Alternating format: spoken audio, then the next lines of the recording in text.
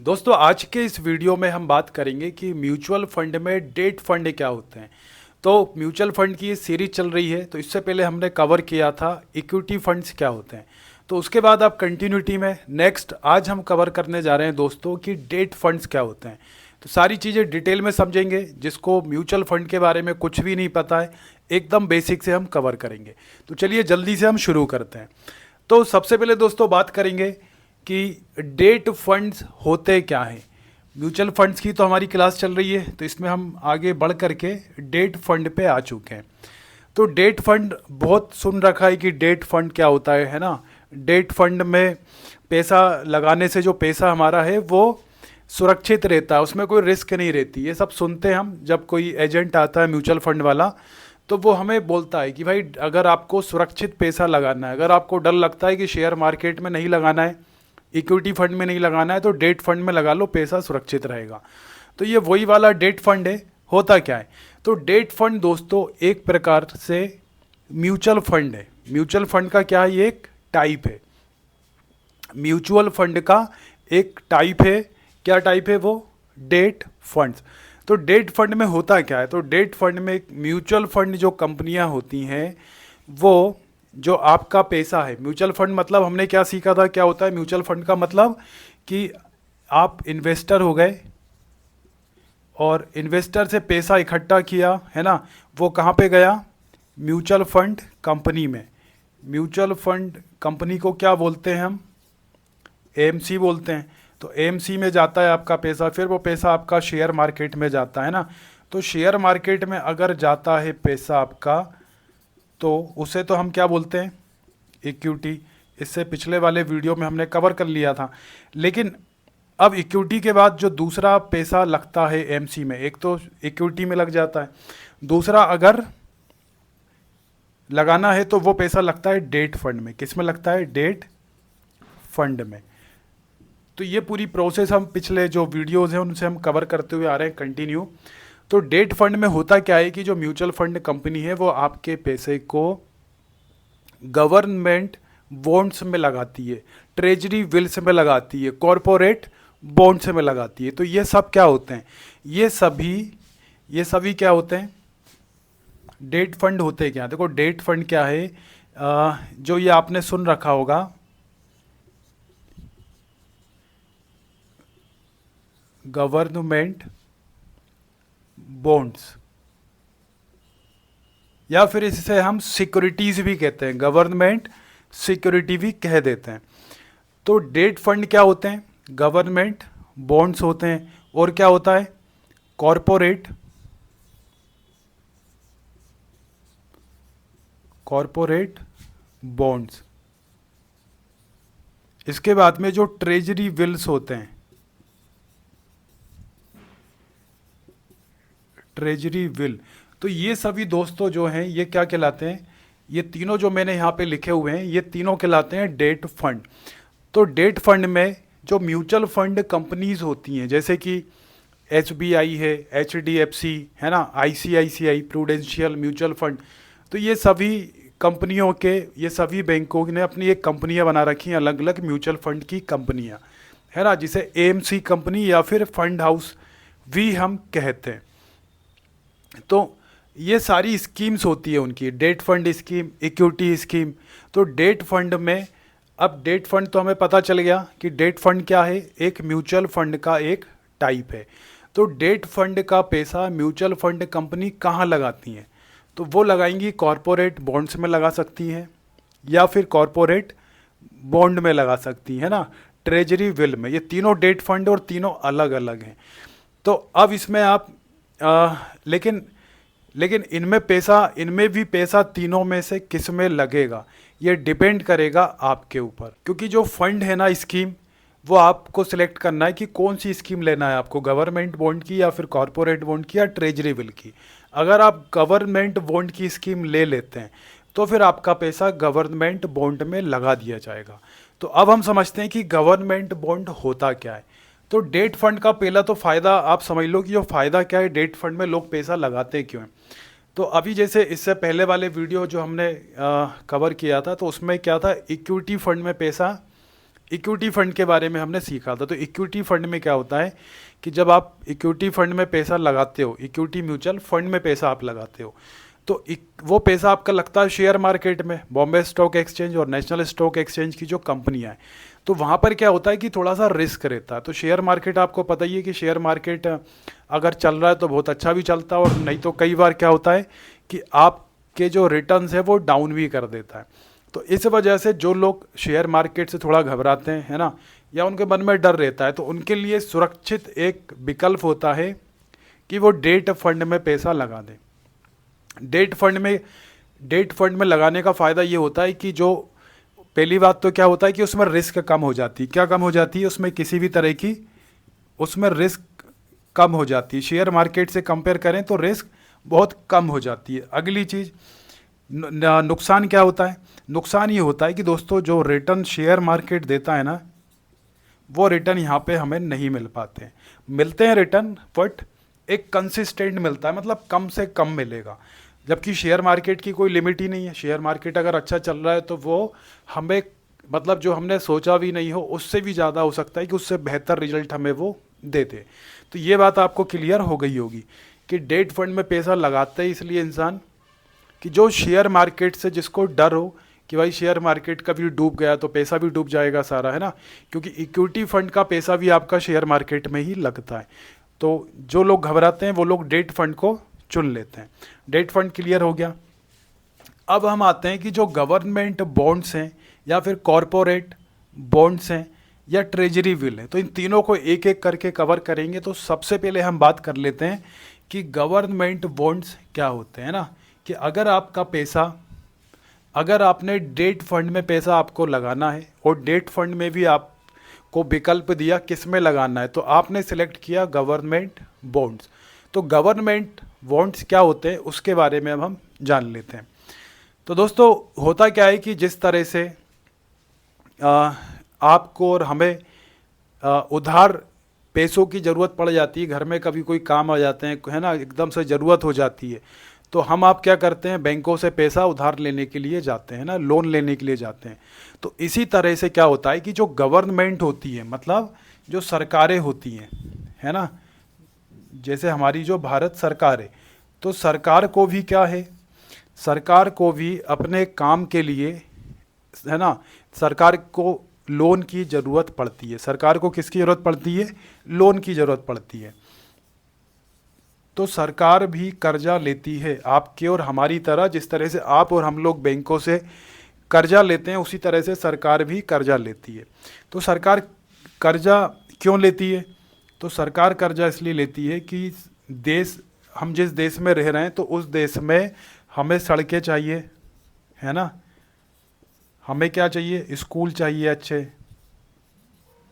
हमें अस्पताल चाहिए अच्छे, हमें इंफ्रास्ट्रक्चर चाहिए अच्छा। तो इन सभी में पैसे लगते हैं। तो जब सरकार इन परियोजनाओं को आगे बढ़ाने के लिए, उनको काम करने के लिए, जब सरकार को लगता है कि उसे पैसों की ज़रूरत है, तो सरकार ऐसे में अपने बॉन्ड्स निकालती है या फिर गवर्नमेंट सिक्योरिटीज़ निकालती है और उसके माध्यम से वो पैसा इकट्ठा करती है। तो पैसा सरकार को देगा कौन? भाई सरकार को चाहिए लोन। किस लिए चाहिए? इन कामों के लिए। तो सरकार को यहाँ पर पैसा कौन देता है? यहाँ पे दोस्तों पैसा देता है आरबीआई। आपको पता होगा कि जैसे कि मान के चलिए कि जब पब्लिक को जब लोन लेना होता है तो पब्लिक किसके पास जाती है? पब्लिक जाती है बैंक के पास में। किसके पास में जाती है? बैंक के पास में। बैंक कौन सी? जैसे एसबीआई, एचडीएफसी, आईसीआईसीआई, मतलब जितनी भी जो बैंक से हमारी कमर्शियल बैंक्स हैं, उन सभी के पास में हम लोग लोन लेने के लिए जाते हैं जब हमें पैसों की आवश्यकता होती है। इसी तरह से अगर बैंक्स को भी पैसों की ज़रूरत पड़ती है दोस्तों, ये आपको पता होगा, जिस तरह से पब्लिक को पैसों की ज़रूरत पड़ी तो वो बैंक के पास गए, और बैंक जो है कमर्शियल बैंक्स, उन्हें भी पैसों की ज़रूरत पड़ती है। तो वो भी, मतलब देखो आप, एक सिस्टम बना हुआ है। तो बैंक भी क्या करती हैं, बैंक को अगर पैसों की ज़रूरत पड़ा तो वो किसके पास जाती है उधार लेने? वो जाती है आरबीआई के पास में।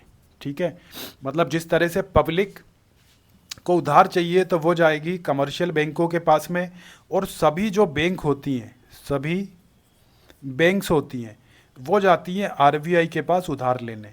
और इसी तरह से जो सरकार होती है, गवर्नमेंट, तो वो भी किससे उधार लेती है, वो भी आरबीआई से उधार लेती है। तो सरकार को भी पैसों की ज़रूरत पड़ती है, सरकार भी उधार लेती है। किससे उधार लेती है, आरबीआई से। इतना आपको क्लियर हो रहा होगा।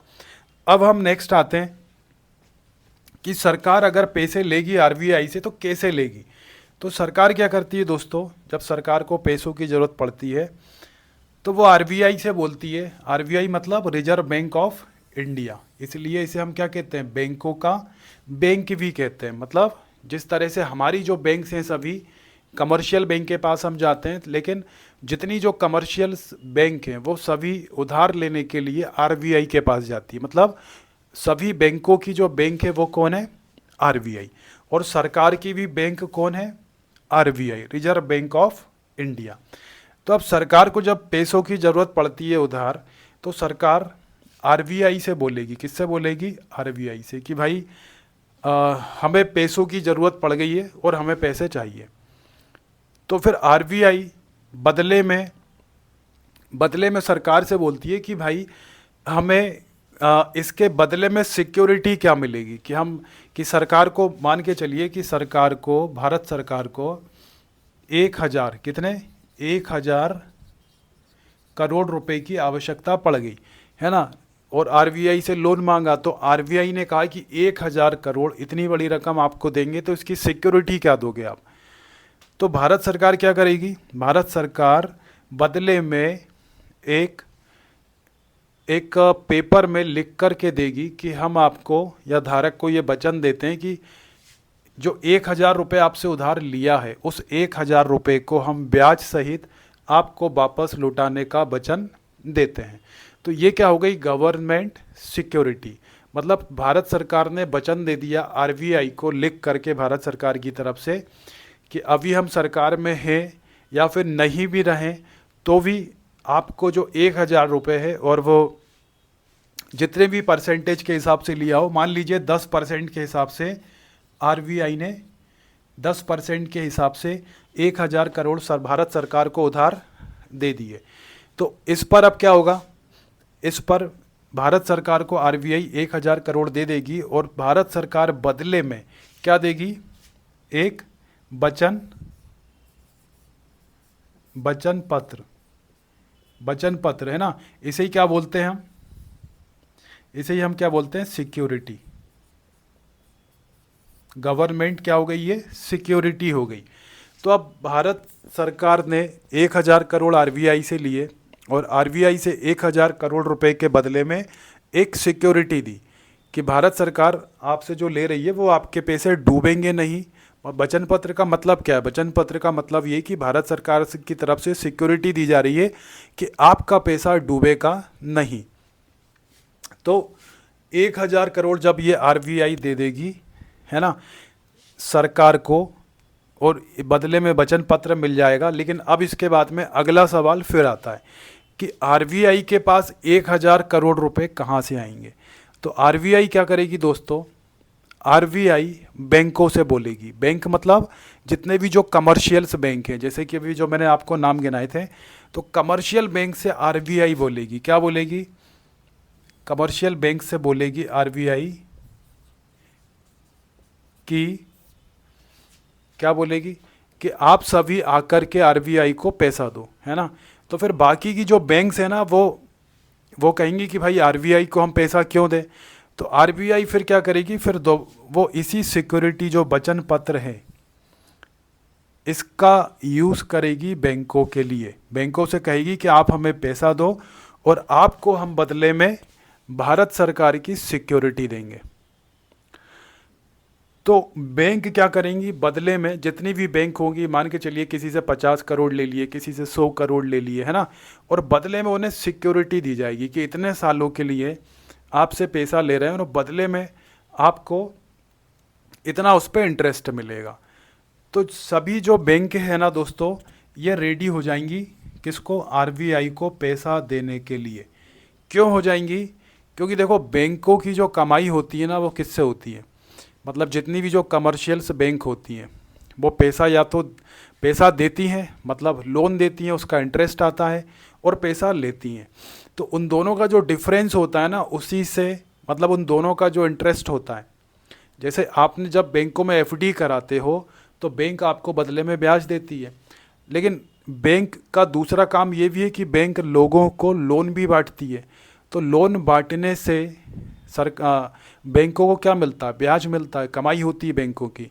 तो जो बैंकों की कमाई हुई लोन से और जो एफडी के बदले में आप लोगों को लाभ दिया, उसका जो डिफरेंस है ना, मतलब उन दोनों को जब माइनस करके इंटरेस्ट जो बचता है, वो बैंक की कमाई होती है। लेकिन बैंक जब किसी को लोन देती है तो उसमें बैंक के साथ रिस्क भी होती है। क्या रिस्क होती है? कि बैंक ने अगर किसी को लोन दिया है तो ज़रूरी नहीं कि सारे लोन बैंक को वापस मिल जाए, नहीं आते, बैंकों का पैसा डूब जाता है। तो बैंकों के लिए इससे अच्छी कोई बात नहीं हो सकती कि उन्हें भारत सरकार, मतलब रिजर्व बैंक ऑफ इंडिया है ना, रिजर्व बैंक ऑफ इंडिया, और वो सिक्योरिटी दे रही है भारत सरकार की कि आप आओ, हमारे पास पैसा जमा करो और हम बदले में आपको इतना इंटरेस्ट देंगे। तो बैंक तुरंत आती हैं और आरबीआई के पास पैसा जमा कर देती हैं। किस लिए? सिक्योरिटी के बदले में। क्योंकि बैंक भी चाहती है ना कि पैसा उनके पास, भाई बैंकों को तो कमाई करना है, बैंक भी क्यों खुली है? कमाई करने के लिए। तो बैंकों को लगता है कि इससे अच्छा विकल्प तो उनके पास है ही नहीं कि भारत सरकार की सिक्योरिटी मिल रही है ना, या फिर आरबीआई बोल रहा है। और आरबीआई अगर देश का डूब गया या भारत सरकार डूब गई तो फिर तो देश ही डूब जाएगा। तो जो बैंक्स है ना, तो बैंक्स इसलिए सिक्योर हो जाती हैं और इसलिए तैयार रहती है हमेशा कि आरबीआई जब भी अगर उनसे बोले ना कि आके हमसे पैसे ले लो, या हमारे पास पैसे आकर के जमा कर दो सिक्योरिटी के बदले में, तो सारी बैंक्स तुरंत रेडी हो जाती है। क्योंकि सबसे मेन चीज़ है कि बैंकों के सामने से रिस्क हट जाती है। क्या हट जाती है? रिस्क। क्या रिस्क हट जाती है? कि अगर पब्लिक को लोन दिया, पब्लिक को अगर लोन दिया तो वो तो डूब भी सकता है ना, पब्लिक को दिया लोन डूब भी सकता है। लेकिन जो भारत सरकार की सिक्योरिटी है, वो मतलब भारत सरकार का वचन नहीं डूबेगा। क्योंकि अगर वो गवर्नमेंट सिक्योरिटी अगर डूब गई दोस्त, तो फिर बचा ही क्या? मतलब आप सोचिए कि कोई ऐसा देश है, जिसमें वहाँ की सरकार अगर डूब जाए, ठीक है, तो फिर बचा ही क्या उस देश में? फिर उस देश में कुछ नहीं बचेगा, है ना, वो देश ही खत्म हो जाएगा। तो ऐसा होता नहीं है कि किसी भी देश की सरकार वहाँ की डूब जाए, तो ऐसा वहाँ पे होगा नहीं। तो इसलिए बैंकों को पता होता है कि भाई ये सबसे सेफ है, ये काम सबसे अच्छा है। लोन देने के झंझट में कौन पड़े? पब्लिक को, पब्लिक का पैसा है, पब्लिक को पैसा देंगे तो पता नहीं वापस आएगा भी नहीं आएगा, और यहाँ पे इंटरेस्ट भी मिलेगा। तो अब आप यहाँ पे देखिए, सरकार को आरबीआई ने 10% पर 10% पे उधार दिया। अब आरबीआई क्या करेगा? आरबीआई ने जो बैंकों से पैसा लिया है ना, बैंकों से पैसा लिया, किसने लिया? आरबीआई ने जमा करवाया। तो बैंक क्या करेगी कि 10% सरकार से लेगी और बैंकों से पैसा रखवाने का बदले में इंटरेस्ट उन्हें दे देगी 9%। कितना दे देगी? 9% दे दिया। तो अब आप यहाँ पे देखिए, सरकार आरबीआई को 10% दे रही है, आरबीआई बैंकों को अपने पास पैसा रखने के लिए 9% का इंटरेस्ट देगी। और अब ये जो बैंक्स हैं, और देखिए आप यहाँ पे आरबीआई ने बैंक से कितना यहाँ पे मार्जिन ले लिया? 1% का, है ना, मतलब 10% यहाँ से, 9% यहाँ से, तो 1%, है ना, 9% इनको दिया, तो फिर भी आरबीआई ने यहाँ पे 1% बचा लिया है। और ये हज़ारों करोड़ की बात हो रही है, मैंने एग्जाम्पल दिया सिर्फ 1000 करोड़ का, इससे भी ज़्यादा का अमाउंट ये होता है। अब बैंक्स क्या करेंगी दोस्तों? फिर अगला सवाल कि जिस तरह से आरबीआई के पास पैसा कहाँ से आएगा, तो हमने बात कर ली कि बैंकों से पैसा आएगा। अब बैंकों के पास पैसा कहाँ से आएगा? क्योंकि एसबीआई हो, आईसीआईसीआई बैंक हो, है ना, इतना पैसा उनके पास कहाँ से आएगा? तो वो बैंक क्या करेंगी? वो बैंक अब बोलेंगी, किसको बोलेंगी?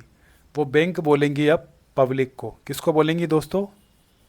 पब्लिक को बोलेंगे। पब्लिक मतलब आप और मेरे जैसे लोग, जितने भी जो देशवासी हैं, उन सभी को बैंक से बोलेगी कि भाई हमारे यहाँ के आप पैसे रखो और हम आपको इतना सिक्योर इंटरेस्ट देंगे, है ना। मतलब एफडी हो गई, जैसे एफडी कराते हैं ना हम, तो उसमें हमें एक फिक्स्ड रिटर्न मिलता है।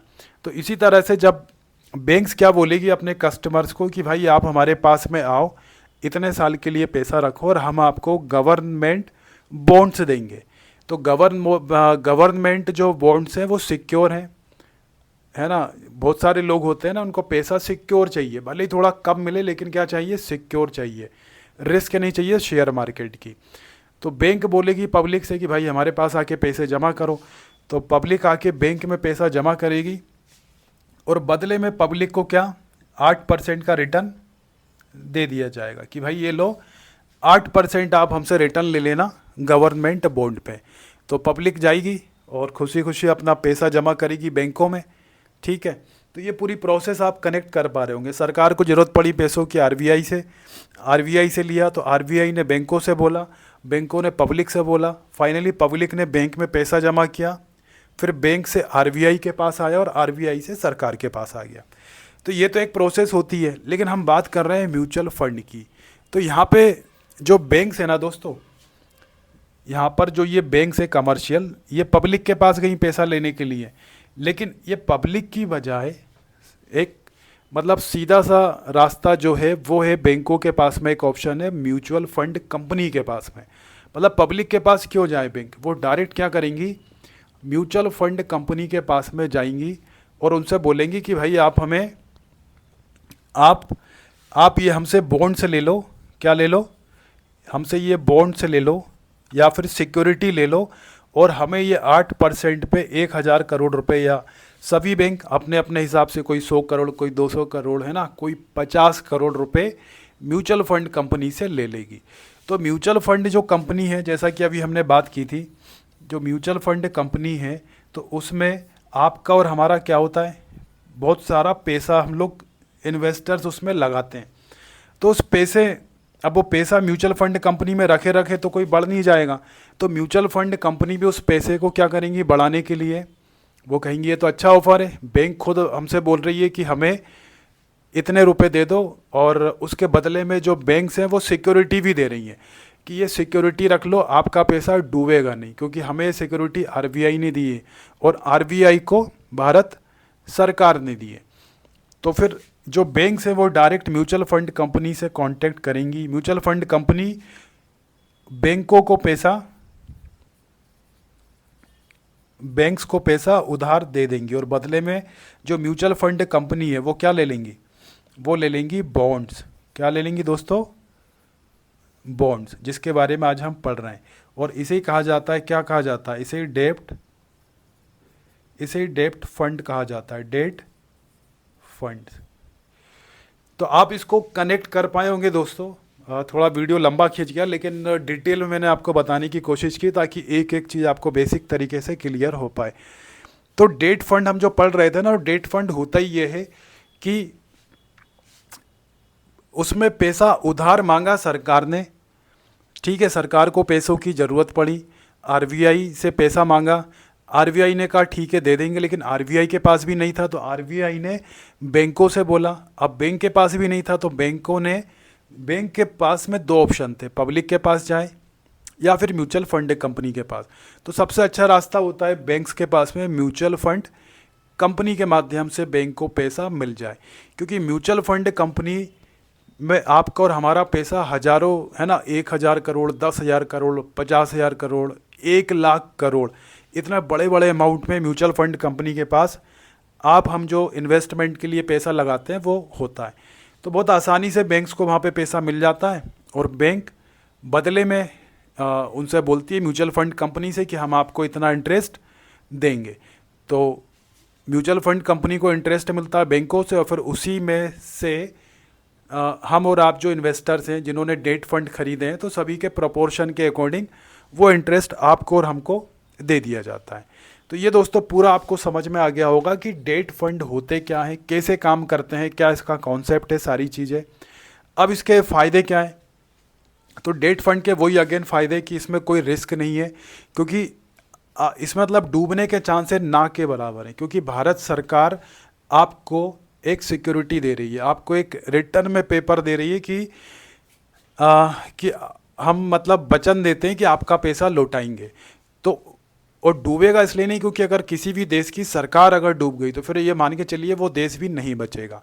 तो इसलिए सबसे बेहतर जो सिक्योरिटी मानी जाती है वो गवर्नमेंट की मानी जाती है। मतलब इवन गोल्ड को हम मानते हैं, गोल्ड सबसे महंगा होता है, सबसे सुरक्षित माना जाता है, लेकिन गोल्ड से भी ज़्यादा किसी भी देश की जो सरकार है वो अगर वो लिख कर के दे देती है तो वो सबसे ज़्यादा वैल्यूएबल या सुरक्षित माना जाता है। तो ये आपको इसकी वैल्यू समझ में आ गई होगी दोस्तों डेट फंड की। बस रिस्क इसमें, नुकसान बस यही है, रिस्क नहीं नुकसान ये है कि इसमें जो रिटर्न्स होते हैं ना वो बड़े स्लो होते हैं। रिटर्न्स मतलब स्लो होते हैं, करीब कितना मिलेगा आपको 7%, 8%, इससे ज़्यादा आपको रिटर्न नहीं मिलेगा। तो उन लोगों के लिए अच्छा है जो चाहते हैं कि भाई रिटर्न आते रहे, भले ही कंसिस्टेंट आए, थोड़ा आए, कंसिस्टेंट आए और किसी भी तरह की उसमें उन्हें रिस्क ना रहे। तो दोस्तों आज की वीडियो में इतना ही था, आपको समझ में आ गया होगा। तो वीडियो अच्छी लगी तो लाइक करिएगा, ऐसी और वीडियोस देखने के लिए आप चैनल को सब्सक्राइब कर सकते हैं। चलिए दोस्तों फिर मिलते हैं हम नेक्स्ट वीडियो में।